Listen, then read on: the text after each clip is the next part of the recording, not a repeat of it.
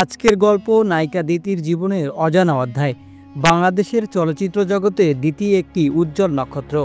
পর্দায় রঙিন আলোয় যেমন তিনি একের পর এক জনপ্রিয় চরিত্রে অভিনয় করে দর্শকদের মন জয় করেছেন, তেমনি ব্যস্ত জীবনের গল্পে রয়েছে অনেক অজানা অধ্যায়, যা কম লোকেই জানেন। পূর্ণ নাম পারভিন সুলতান আদিতি। নারায়ণগঞ্জে জন্ম নেওয়া দিতির শৈশব কেটেছে সাংস্কৃতিক আবহে। ছোটবেলা থেকেই গান, অভিনয় ও মঞ্চে পারদর্শিতা দেখিয়ে তিনি সবার দৃষ্টি কাড়েন। 1984 সালে নতুন মুখের সন্ধানে প্রতিযোগিতায় জয়ী হয়ে চলচ্চিত্রে তার আনুষ্ঠানিক অভিষেক ঘটে। এটাই ছিল তার জীবনের মোড় ঘোরানো ঘটনা। দিতির প্রথম সিনেমা দূরত্ব। অল্প সময়ে তিনি হয়ে ওঠেন টপ নায়িকাদের একজন। আম্মাজান, হীরামন, স্বামী স্ত্রী ও সংঘর্ষ, এই তো প্রেম। একাধিক সিনেমায় তার অসাধারণ অভিনয় তাকে দারুণ জনপ্রিয় করে তোলে।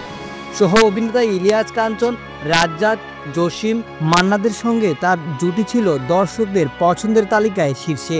দিতির ব্যক্তিগত জীবনও ছিল সিনেমার মতো রঙিন ও উত্থান পতনে ভরা।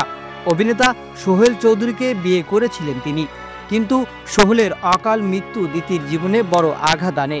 এরপর তিনি সন্তানদের নিয়ে লড়াই চালিয়ে গেছেন। দিতি একজন স্নেহময়ী মা হিসেবে পরিচিত ছিলেন।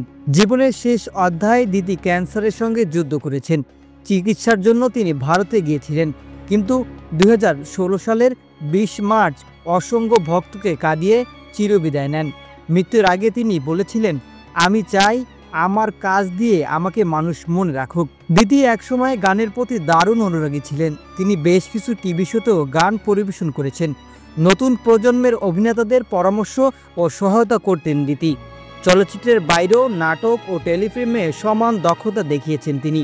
দিতি কেবল একজন অভিনেত্রী নন, তিনি ছিলেন সংগ্রামী নারী, মা, শিল্পী ও প্রেরণার প্রতীক।